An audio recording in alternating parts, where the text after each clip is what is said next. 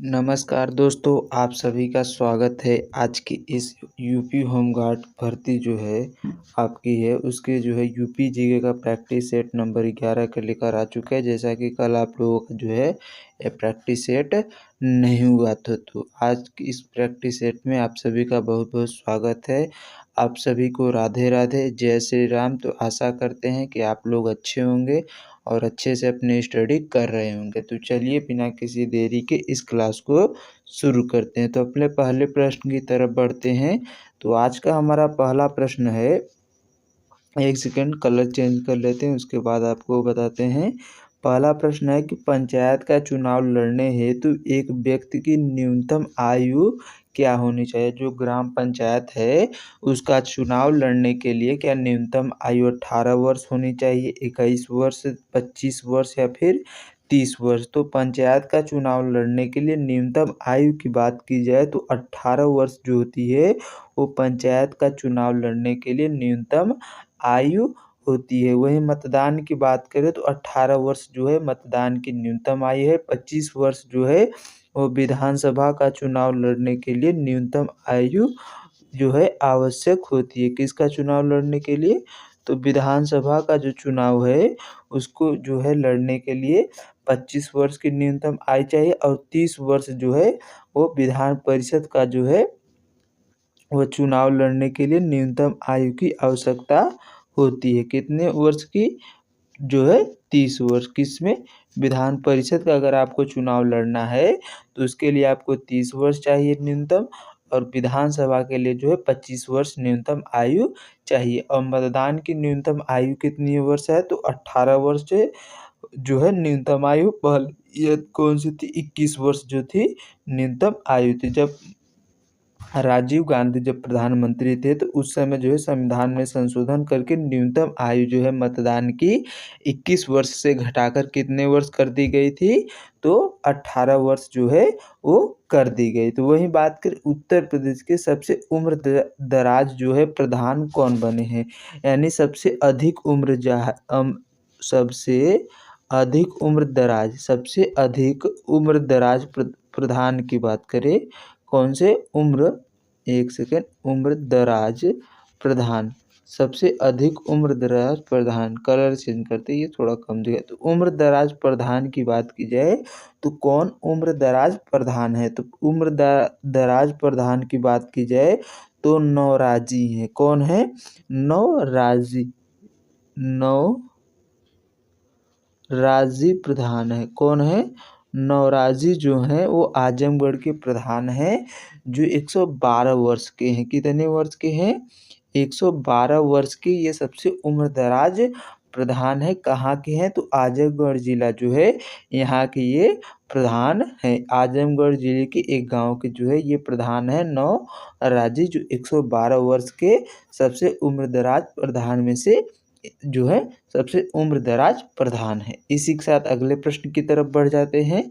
तो अगला प्रश्न हमारा है कि ग्राम प्रधान की प्रथम बैठक उसके गठन के कितने दिन के भीतर होनी चाहिए। जो ग्राम प्रधान है इसकी प्रथम बैठक जो है उसके गठन के ग्राम प्रधान के गठन के कितने दिन के भीतर जो है वो होनी चाहिए। क्या 40 दिन के भीतर, 30 दिन के भीतर, 25 दिन के या फिर 20 दिन के भीतर होनी चाहिए। तो बात करें ग्राम प्रधान की प्रथम बैठक की, उसके गठन के कितने दिन के भीतर होनी चाहिए? तो 30 दिन के भीतर जो है वो प्रथम बैठक जो है वो ग्राम पंचायत के गठन के बाद जो है उसके 30 दिन के भीतर ही होना चाहिए। कितने दिन के भीतर? 30 दिन के भीतर। वहीं बात करें ग्राम पंचायत यानी पंचायती राज व्यवस्था जो है इसको यह जो है कब जोड़ा गया था? तो यह 73वें संविधान संशोधन। कौन से संविधान संशोधन? 73वां जो संविधान संशोधन था कब का? 1992 का। किस सन का? सन 1992 का 73वां संविधान संशोधन के द्वारा जो है वो जो है पंचायती राज व्यवस्था या ग्राम पंचायतों को जो है वो संवैधानिक दर्जा जो है वो प्राप्त जो है प्रदान किया गया था। इसको कौन सी अनुसूची में जोड़ा गया है? तो जो है शेड्यूल नंबर 11 में जो है इसको रखा गया है। इसमें कुल कितने विषय हैं? अगर आपसे कोई पूछे कुल कितने विषय हैं तो कुल 29 विषयों को जो है इसमें शामिल किया गया है। कितने विषयों को शामिल किया गया है?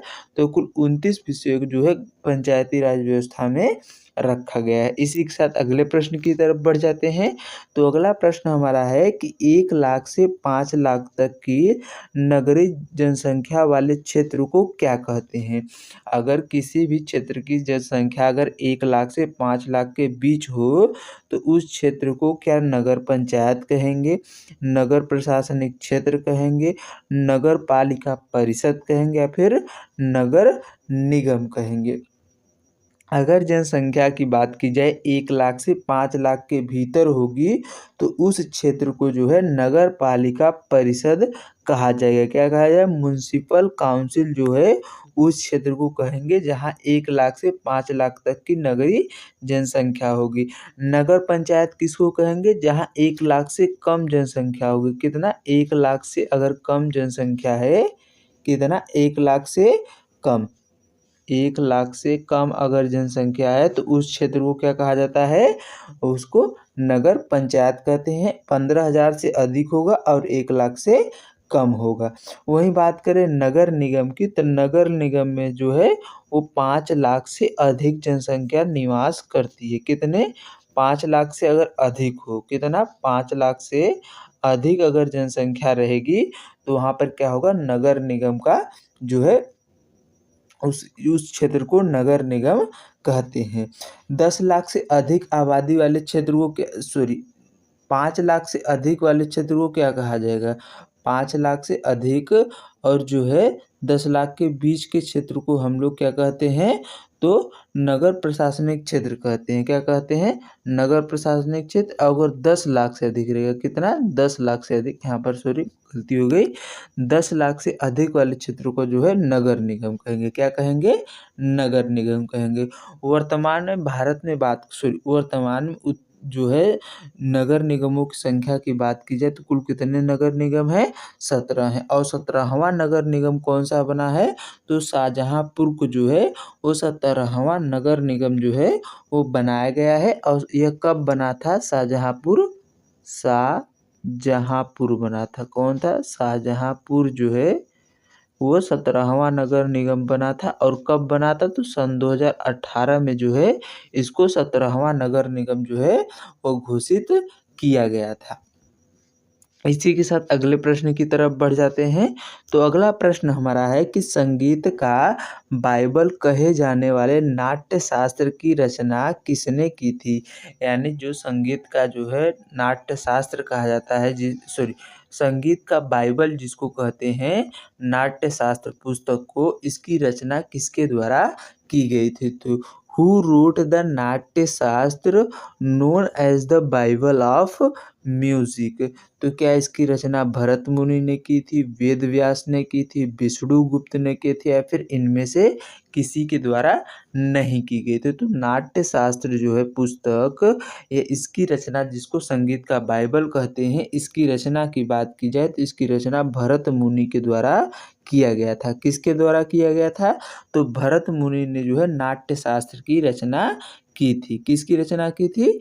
भरत मुनि ने। वही बात करें संगीत का जनक किसे माना जाता है? तो संगीत का जनक जो है वह सामवेद, जो 4 वेद है उसमें से सामवेद को जो है वो संगीत का जो है जनक माना जाता है। साम का शाब्दिक अर्थ की बात करें तो इसका शाब्दिक अर्थ गान होता है और सामवेद को ही संगीत का जो है, भारतीय संगीत का जो है जनक भी माना जाता है। प्रदेश का एकमात्र शास्त्रीय नृत्य अगर आपसे कोई पूछ ले कि जो है उत्तर प्रदेश का एकमात्र शास्त्रीय नृत्य कौन सा है, अगर आपसे कोई शास्त्रीय नृत्य के बारे में पूछता है तो कथक जो है वो प्रदेश का एकमात्र शास्त्रीय नृत्य है। क्या है? कथक है। इसको कथाकारों का नृत्य भी कहा जाता है। और टोटल शास्त्रीय नृत्यों की संख्या की अगर बात कोई करे तो कितने हैं? 8 हैं संगीत नाटक अकादमी के अनुसार। संस्कृत मंत्रालय के अनुसार 9 है। 9वां कौन सा है? वो छऊ है। वही बात करें विष्णुगुप्त किसका जो है नाम था? तो चाणक्य का जो है नाम विष्णुगुप्त। किसका नाम था? चाणक्य जो है इनका नाम जो था वो विष्णुगुप्त था। इनकी पुस्तक की बात करें तो इनका पुस्तक कौन था? अर्थशास्त्र, जो राजनीति पर जो है पूरी तरह से आधारित पुस्तक थी। जो है वो चाणक्य की बुक थी, जिनको विष्णुगुप्त के नाम से भी जाना जाता है। इसी के साथ अगले प्रश्न की तरफ बढ़ जाते हैं। तो अगला प्रश्न हमारा है कि निम्नलिखित में से कौन सा एक नृत्य राज्य की खरवार जनजाति द्वारा जो है किया जाता है। राज्य की खरवार जनजाति के द्वारा क्या नटवरी नृत्य किया जाता है, चौलर नृत्य होता है, कर्मा नृत्य होता है, या फिर ढरकहरी नृत्य जो है वो राज्य की जो है खरवार जनजाति के द्वारा किया जाता है। तो बात करें राज्य की खरवार जनजाति के द्वारा किया जाने वाला नृत्य इनमें से कौन सा है। तो राज्य की खरवार जो जनजाति है वो इसके द्वारा कर्मा नृत्य जो है वो किया जाता है। कौन सा नृत्य किया जाता है, तो कर्मा नृत्य किया जाता है। यह नृत्य जो है किस जिले में मनाया जाता है, तो सोनभद्र और मिर्जापुर जो है यहाँ पर जो है निवास करने वाली खरवार जनजाति के द्वारा सोनभद्र एवं मिर्जापुर डिस्ट्रिक्ट और कौन से जिले, मिर्जापुर जिला में जो है ये निवास करती हैं और यहीं पर है जो है कर्मा नृत्य जो है वह सेलिब्रेट किया जाता है। ढरकहरी नृत्य भी कहाँ पर सेलिब्रेट होता है, तो यह भी मिर्जापुर और सोनभद्र जिले में मनाया जाता है। चौलर नृत्य की बात की जाए, आपका जो चौलर नृत्य है अच्छी फसल के लिए जो है इसको सेलिब्रेट किया जाता है। किसके लिए सेलिब्रेट किया जाता है, जब अच्छी फसल के लिए जो है वह चौलर नृत्य जो है इसको सेलिब्रेट किया जाता है। किसके लिए, अच्छी फसल के लिए। नटवारी नृत्य की बात करें तो इसको पूर्वांचल में जो है वो मनाया जाता है। इसी के साथ अगले प्रश्न की तरफ बढ़ जाते हैं।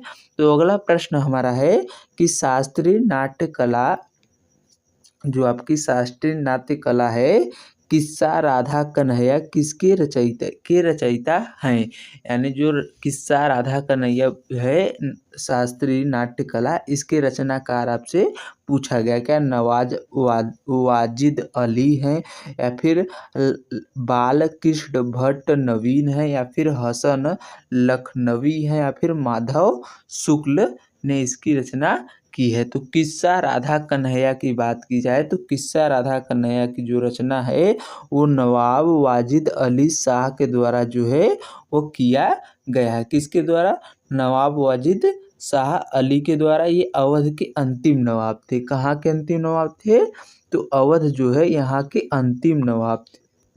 अवध के अंतिम नवाब कौन थे, तो अवध के अंतिम नवाब थे। क्या थे, नवाब कौन थे, तो वाजिद अली शाह थे। इनके द्वारा जो है किस्सा राधा कन्हैया की जो है वो शास्त्रीय नाट्य कला जो है इसकी रचना की गई थी। ये कब से कब तक जो शासन किए थे, तो 1847 से 1856 तक इनका शासनकाल था। इनको जो है कुशासन का आरोप लगाकर जो है अवध को जो है ब्रिटिश साम्राज्य में अंग्रेजों ने मिला लिया था। किसने मिला लिया था, तो अंग्रेजों के द्वारा इसको मिला लिया गया था। इसी के साथ अगले प्रश्न की तरफ बढ़ जाते हैं। तो अगला प्रश्न हमारा है कि गरिमा चौधरी का संबंध निम्न में से किस खेल से है। जो गरिमा चौधरी हैं इनका संबंध क्या जूडो से है, क्रिकेट से है, मुक्केबाजी से, या फिर कुश्ती से है। तो गरिमा चौधरी की बात की जाए तो गरिमा चौधरी जो हैं उनका संबंध किस खेल से है, तो गरिमा चौधरी का संबंध जो है वो जूडो जो खेल होता है, जूडो खेल से जो है गरिमा चौधरी का संबंध है। अगर आपसे कुछ और जो है नाम देकर उनसे पूछ लिया जाए ये किस खेल से संबंधित है, जैसे जगवीर सिंह जो महत्वपूर्ण है बस उनको ही हम बता रहे हैं। जगवीर सिंह की बात की जाए तो ये किस खेल से संबंधित है, तो जगवीर सिंह आपके हॉकी से संबंधित है। किससे संबंधित है, हॉकी से जो है वो जगवीर सिंह संबंधित है। मनोज प्रभाकर की बात की जाए, किसका, मनोज प्रभाकर जो हैं, कौन, मनोज प्रभाकर की बात की जाए तो ये किससे संबंधित है, तो ये आपके क्रिकेट से संबंधित है। किससे संबंधित है? तो मनोज प्रभाकर आपके क्रिकेट से संबंधित है। वहीं बात करें मुराद अली खां की, कौन किसकी? मुराद अली खान जो आपके हैं वो शूटिंग से संबंधित हैं। वरुण भाटी की बात करें तो पैरा एथलीट हैं। अंकुर धामा भी पैरा एथलीट हैं। ललित कुमार उपाध्याय जो वाराणसी के हैं ये हॉकी से संबंधित हैं। और दिव्या काकरान की बात की जाए तो दिव्या काकरान आपके कुश्ती से संबंधित है। कुश्ती से कौन संबंधित है? तो कुश्ती से आपके दिव्या कौन है? दिव्या काकरान है। कौन है? दिव्या काकरान जो है वो कुश्ती से संबंधित है। मुक्केबाजी से अगर आपसे कोई पूछे तो मुक्केबाजी से कौन संबंधित है? तो अखिल कुमार जो है वो मुक्केबाजी से संबंधित है। इसी के साथ अगले प्रश्न की तरफ बढ़ जाते हैं। अगला प्रश्न हमारा है कि उत्तर प्रदेश सरकार द्वारा अहिल्याबाई होलकर पुरस्कार जो है वो किस वर्ष शुरू किया गया था? तो अहिल्याबाई होलकर पुरस्कार की बात की जाए सन 2000 में, सन 2003 में, सन 2004 में या फिर सन 2005 में शुरू किया गया था। तो अहिल्याबाई होलकर पुरस्कार की बात की जाए तो इसकी शुरुआत जो है उत्तर प्रदेश सरकार के द्वारा सन 2003 में जो है वो किया गया था। कब किया गया था? सन 2003 में इसकी शुरुआत किया गया था। उत्तर प्रदेश का सबसे बड़ा खेल पुरस्कार आपसे अगर कोई पूछे, उत्तर प्रदेश का, कहाँ का? उत्तर प्रदेश यानी यूपी का सबसे बड़ा खेल पुरस्कार, सबसे बड़ा खेल पुरस्कार, सबसे बड़ा जो खेल पुरस्कार है वो कौन सा है? तो सबसे बड़ा खेल पुरस्कार की बात की जाए तो सबसे बड़ा खेल पुरस्कार आपका लक्ष्मण पुरस्कार पुरुषों के लिए है। कौन सा? लक्ष्मण पुरस्कार जो है वो किसके लिए है? मेल के लिए है। किसके लिए? मेल के लिए। और फीमेल के लिए बात करें तो रानी लक्ष्मीबाई पुरस्कार है। कौन सा है? रानी लक्ष्मीबाई पुरस्कार है। कौन सा?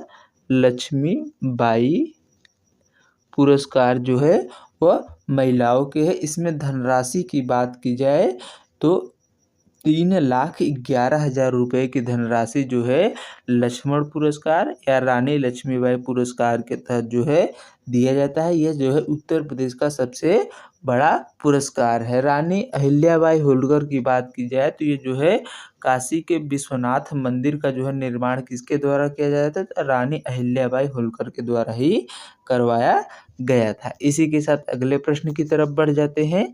तो अगला प्रश्न हमारा है कि कवि काका हाथरसी द्वारा कौन सी फिल्म जो है ब्रज भाषा में बनाई गई थी? तो बात करें कवि काका हाथरसी के द्वारा ब्रज भाषा में कौन सी फिल्म? क्या बैराग साजन बना था, बसव गांव के किनारे बना था, या फिर जमुना किनारे, या फिर हंसती दुनिया जो है ये बना था? तो काका जो है, कवि काका जो है हाथरसी के द्वारा ब्रज भाषा में फिल्म की बात करें तो जमुना किनारे जो फिल्म है ये ब्रज भाषा में जो है कवि काका हाथरसी के द्वारा जो है वो बनाया गया था। इनका असली नाम की बात करें तो कवि काका हाथरसी का असली नाम क्या था? तो प्रभुलाल गर्ग था। क्या था? प्रभुलाल गर्ग। क्या नाम था असली नाम? तो प्रभुलाल गर्ग जो है इनका मूल नाम था। क्या नाम था? प्रभुलाल गर्ग इनका मूल नाम था। इनको 1985 में जो है पद्म जो है, कब? 1985 ईस्वी में जो है वो पद्म श्री पुरस्कार जो है इससे सम्मानित किया गया था। इसी के साथ अगले प्रश्न में बढ़ते हैं। अगला प्रश्न हमारा है कि लखनऊ में स्थित रूमी दरवाजा की ऊंचाई कितनी है? तो रूमी दरवाजा की ऊंचाई की बात करें क्या 90 फीट है, 60 मीटर है, 90 मीटर है, या फिर 60 फीट है? तो लखनऊ में स्थित जो आपका रूमी दरवाजा है जिसका कंस्ट्रक्शन जो है बात करें तो रूमी दरवाजा का निर्माण कब करवाया गया था? तो 1784 से 1786 के मध्य जो है रूमी दरवाजा का जो है निर्माण करवाया गया था। किसके? नवाब आसिफउद्दौला जो है ना इसका निर्माण जो है रूमी दरवाजे का करवाया था। और इसकी ऊंचाई की बात की जाए तो 60 फीट यह ऊंचा है। कितने फीट ऊंचा है? तो 60 फीट ऊंचा जो है रूमी दरवाजा है। इसी के साथ अगले प्रश्न में बढ़ते हैं। अगला प्रश्न हमारा है कि निम्नलिखित में से कौन एक उत्तर प्रदेश का लोक नृत्य है? तो उत्तर प्रदेश का लोक नृत्य क्या सिगमो है, घोड़े है, मोदनी है या फिर जैता है? तो उत्तर प्रदेश के लोक नृत्य की बात करें तो सिगमो, घोड़े, ढालो, मोडनी ये सब कहाँ के हैं? ये सब आपके गोवा के हैं। कहाँ के हैं? गोवा के लोक नृत्य हैं। कौन-कौन? सिगमो हो गया, घोड़े हो गया, मोदनी हो गया, ढालो हो गया, ये सब आपके जो है गोवा के लोक नृत्य है। जैता जो है वह उत्तर प्रदेश का लोक नृत्य है। कहाँ का है?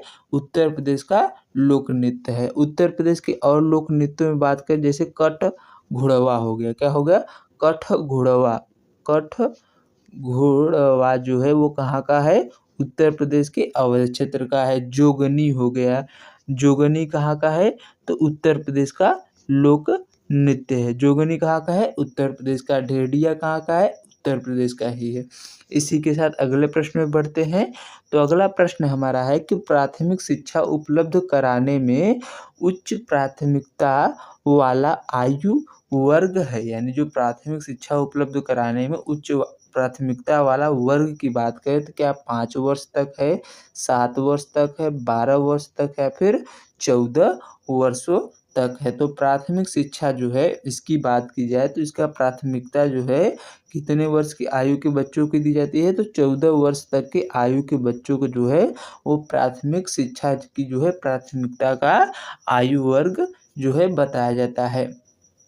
जो है 86वां कॉन्स्टिट्यूशनल अमेंडमेंट। कौन सा संविधान संशोधन? तो 86वां कॉन्स्टिट्यूशनल अमेंडमेंट जो है वो कब हुआ था? सन 2002 के द्वारा जो है शिक्षा को जो है वो मूल अधिकार की श्रेणी के अंतर्गत रखा गया था। कौन से संविधान संशोधन के द्वारा? 86वें संविधान संशोधन सन 2002 के द्वारा शिक्षा को मूल अधिकार के अंतर्गत जो है आर्टिकल नंबर 21A के 21 में जो है इसको मूल अधिकार के तहत रखा गया था। इसी के साथ अगले प्रश्न में बढ़ते हैं। अगला प्रश्न हमारा है कि उत्तर प्रदेश में किसान मित्र योजना का आरंभ कब हुआ था? किसान मित्र योजना की बात करें तो उत्तर प्रदेश में इसका शुभारंभ क्या 18 जून सन 2004 को हुआ था, 18 जून सन 2003 को, 18 जून सन 2002 या फिर 18 जून सन 2001 को जो है हुआ था। तो बात करें उत्तर प्रदेश में किसान मित्र योजना की तो 18 जून सन 2001 को जो है उत्तर प्रदेश में किसान मित्र योजना की शुरुआत हुई थी। जो है यह क्या करते थे? ये किसानों को जो है उनसे संबंधित जो है कृषि से संबंधित जानकारी देने हेतु जो है इसकी शुरुआत की गई थी। इसी के साथ अगले प्रश्न में पढ़ते हैं। अगला प्रश्न हमारा है कि लखनऊ योजना जो है यह संबंधित है किसके विकास से? स्वास्थ्य से, आवासों के, विद्युत शक्ति की या फिर सड़कों की? तो बात करें लखनऊ योजना की तो यह जो है ये सड़कों के विकास से संबंधित है। किसके विकास से संबंधित है?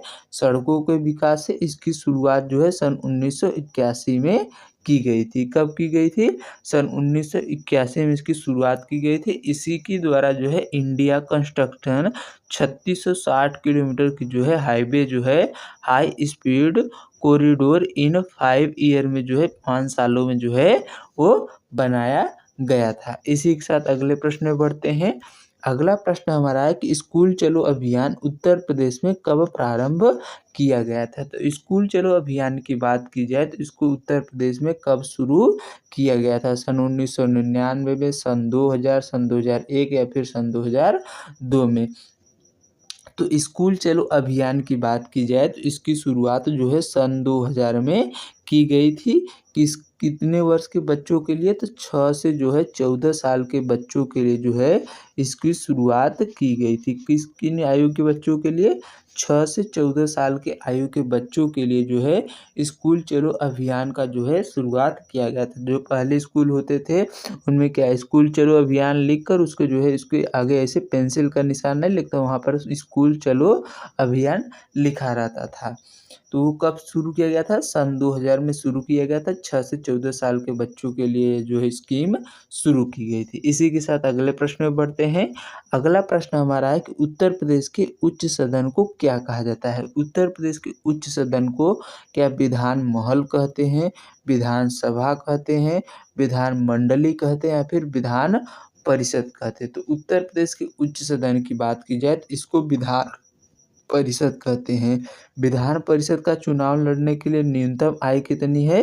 तो 30 वर्ष होती है। कितनी वर्ष होती है? 30 वर्ष होती है। वहीं विधानसभा की आयु जो है, न्यूनतम आयु की बात करें तो 25 वर्ष जो है इसकी न्यूनतम आयु होती है। विधान परिषद की पहली बैठक आपसे अगर कोई पूछे तो पहली बैठक जो है 29 जुलाई कब हुई थी? तो 29 जुलाई सन 1937 को जो है वो पहली बैठक विधान परिषद की हुई थी। इसकी अध्यक्षता सर सीताराम राजू के द्वारा किया गया था और इसके उपाध्यक्ष बेगम एजाज रसूल थी। कौन थी? बेगम एजाज रसूल जो थी इसकी पहली उपाध्यक्ष थी। इसी के साथ अगले प्रश्न में बढ़ते हैं। अगला प्रश्न हमारा है कि मथुरा वृंदावन नगर निगम के कितने वार्डों को पवित्र तीर्थ स्थल घोषित किया गया? मथुरा वृंदावन जो नगर निगम है इसके ऐसे कितने जो है वार्ड हैं जिनको पवित्र तीर्थ स्थल में घोषित किया गया है? 20 वार्डों को, 22 को, 18 को या फिर 26 को? तो मथुरा वृंदावन नगर निगम के जो है कुल 22 वार्डों को जो है पवित्र तीर्थ स्थल जो है वह घोषित किया गया है। इसी के साथ अगले प्रश्न में बढ़ते हैं। तो अगला प्रश्न हमारा है कि निम्नलिखित में से कौन एक उत्तर प्रदेश में नहीं पाया जाता है? तो उत्तर प्रदेश से इनमें से चारों में से क्या नहीं पाया जाता? चूने के पत्थर नहीं पाए जाते, जिप्सम नहीं मिलती, अभ्रक नहीं मिलते या फिर बॉक्साइट नहीं मिलते। तो चूने के पत्थर की बात करें तो चूने का पत्थर कहाँ पर देखने को मिलता है? तो आपके मिर्जापुर डिस्ट्रिक्ट में जो है चूने का पत्थर जो है देखने को मिलता है। जिप्सम की बात करें तो ये भी उत्तर प्रदेश में देखने को मिलता है। अभ्रक जो है उत्तर प्रदेश में देखने को नहीं मिलता है। क्या नहीं देखने को मिलता है? अभ्रक। बॉक्साइट की बात करें तो बॉक्साइट भी आपका जो है उत्तर प्रदेश में देखने को मिलता है। इसी के साथ अगले प्रश्न में बढ़ते हैं।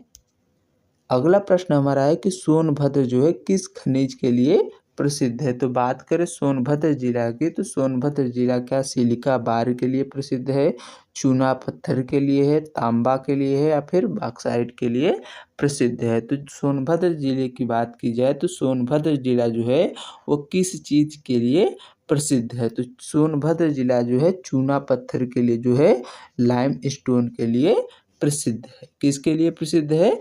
तो लाइम स्टोन के लिए जो है सोनभद्र जिला जो है वो प्रसिद्ध है। इसी के साथ अगले प्रश्न की तरफ बढ़ जाते हैं। तो अगला प्रश्न हमारा है कि उत्तर प्रदेश का कौन सा जिला जो है बुंदेलखंड क्षेत्र का हिस्सा है? तो उत्तर प्रदेश का ऐसा कौन सा जिला है जो बुंदेलखंड जो है क्षेत्र है उसका हिस्सा है? तो बुंदेलखंड क्षेत्र का हिस्सा क्या चंदौली जिला है, औरैया है, महोबा है या फिर एटा है? तो बात करें जो है बुंदेलखंड क्षेत्र का हिस्सा इनमें से कौन सा जिला है वो आपको बताना है। इस प्रश्न का जवाब आप लोग हमें होमवर्क में जो है वो होमवर्क के तौर पर कमेंट में जो है इसका जवाब हमें सभी लोग जो है कमेंट करके ज़रूर बताएंगे। अगर आ रहा है तो बताइए, नहीं तो सर्च करके ही आप लोग जो है उसका जवाब हमें कमेंट में ज़रूर बताइएगा। इसी के साथ यह क्लास यहीं पर समाप्त होती है। यह क्लास आप लोगों को कैसे लगी कमेंट करके ज़रूर बताइएगा। अगर आपको यह प्रैक्टिस सेट जो है पसंद आया हो तो अपने दोस्तों को भी अधिक से अधिक शेयर करिएगा और हमें अधिक से अधिक सपोर्ट करिएगा। अगर आपको इसका PDF चाहिए, बोर्ड PDF, तो आप लोग हमारे टेलीग्राम चैनल सरकारी रोजगार बाय आकाश को ज्वाइन कर सकते हैं। उसका डिस्क्रिप्शन में हमने लिंक दिया है या फिर आपका हमारे चैनल के डिस्क्रिप्शन सेक्शन को खोलेंगे तो वहाँ पर भी लिंक लगा हुआ है, वहाँ से जाकर ज्वाइन कर इसको जो है PDF ले सकते हैं। तो चलिए मिलते हैं नेक्स्ट क्लास में। आज के लिए बस इतना ही। जय हिंद, जय भारत।